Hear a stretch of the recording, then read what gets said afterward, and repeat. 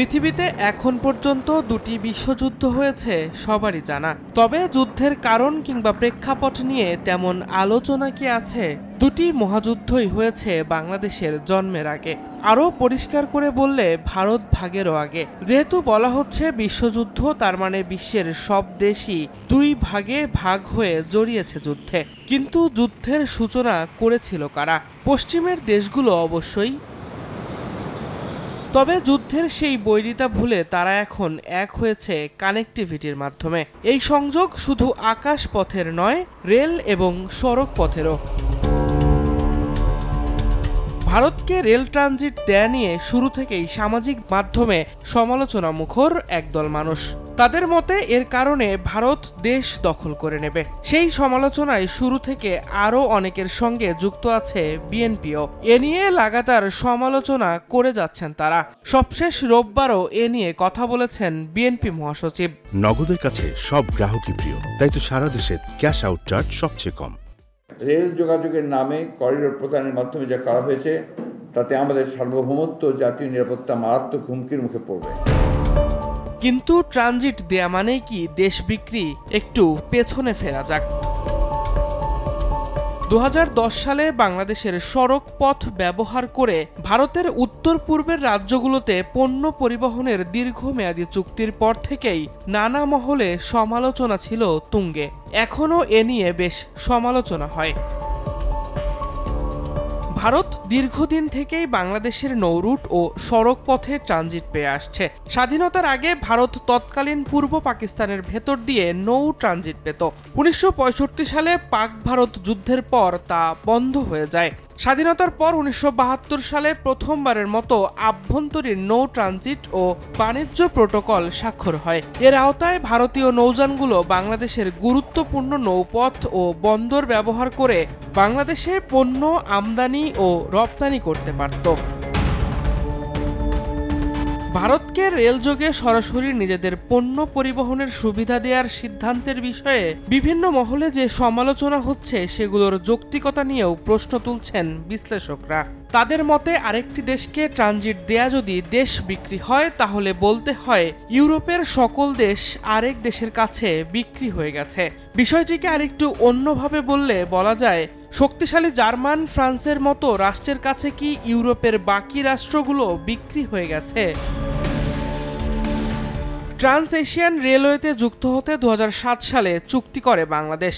এ নেটওয়ার্কের অন্যতম উদ্দেশ্য ছিল ভারত, বাংলাদেশ, মিয়ানমার, চীন, মালয়েশিয়ার মতো দেশগুলোর মধ্যে সহজেই পণ্য পরিবহন ব্যবস্থা গড়ে তোলা। সংশ্লিষ্টরা বলছেন, ভারতকে ট্রানজিট দেয়া ছাড়া ট্রান্স এশিয়ান রেলওয়েতে যুক্ত হওয়া সম্ভব নয়। কেননা বাংলাদেশে স্থল সীমান্তের অল্প কিছু অংশ বাদ দিলে বাকি পুরোটাই ভারত বেষ্টিত।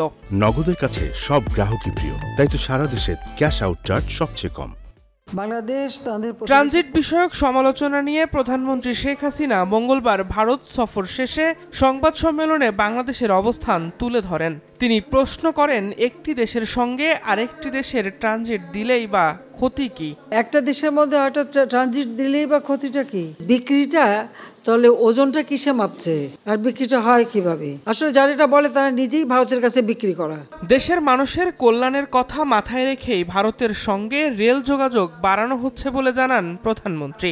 আমি তো বঙ্গবন্ধু শেখ মুজিবের মেয়ে, আমি দেশও বেচি না, দেশের স্বার্থ বেচি না, আমি সবসময় দেশের স্বার্থ রক্ষা করেই চলি। সামাজিক যোগাযোগ মাধ্যমে এও বলা হচ্ছে যে পদ্মা সেতু হয়েছেই ভারতকে ব্যবহার করতে দেওয়ার জন্য, অথচ এই পদ্মা সেতু দেশের দক্ষিণ পশ্চিমাঞ্চলের 21 জেলার যোগাযোগের ক্ষেত্রে বৈপ্লবিক পরিবর্তন এনেছে। সেই সঙ্গে ওই অঞ্চলের মানুষের জীবনের গতিও বেড়েছে। এক সময়ের দুর্ভোগ বিড়ম্বনার এই নৌপথ এখন মানুষের স্বস্তির জায়গা। ঈদযাত্রায় মানুষের স্বস্তির সঙ্গে সঙ্গে টোল আদায়েরও নতুন রেকর্ড হয় পদ্মা সেতুতে। সেতু বিভাগ জানিয়েছে, প্রায় 2 বছরে পদ্মা সেতু থেকে 1,500 কোটি টাকারও বেশি টোল আদায় করা হয়েছে। সুতরাং বিষয়গুলো যৌক্তিক বিবেচনায় লক্ষ্য করলেই দেখা যায়, রাজনৈতিক উদ্দেশ্যেই দেশ বিক্রির কথা বলছেন একদল লোক। তারা শুধু বিরোধিতার জন্যই এসব অভিযোগ তুলছেন।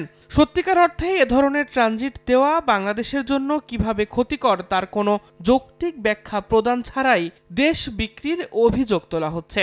মূলত রাজনৈতিক উদ্দেশ্যে এ ধরনের অভিযোগ পাকিস্তান শাসনামলে মুসলিম লীগ ও পরবর্তীতে স্বাধীন বাংলাদেশের জামায়াত ইসলাম ও জামায়াতের সঙ্গে জোটবদ্ধ হয়ে বিএনপি শুরু করে।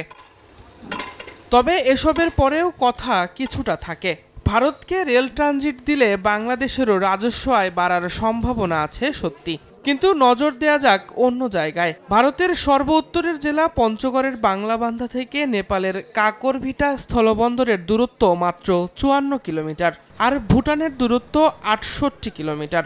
এই দুটি পথে ভারত কি বাংলাদেশকে ট্রানজিট দিতে পারে না?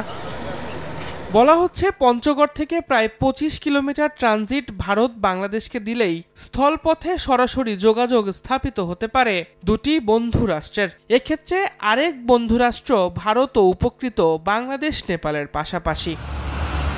বিশ্লেষকদের অনেকেই বলছেন বাংলাদেশের এখন উচিত এ ব্যাপারে ভারতের সঙ্গে দেন দরবার করা, প্রয়োজনে ভারতের কাছ থেকে এ নিয়ে আরও জোরালো পদক্ষেপ আদায় করা। এক্ষেত্রে বিরোধী রাজনৈতিক দলগুলো সরকার কিংবা আওয়ামী লীগকে চাপ প্রয়োগ করতে পারে।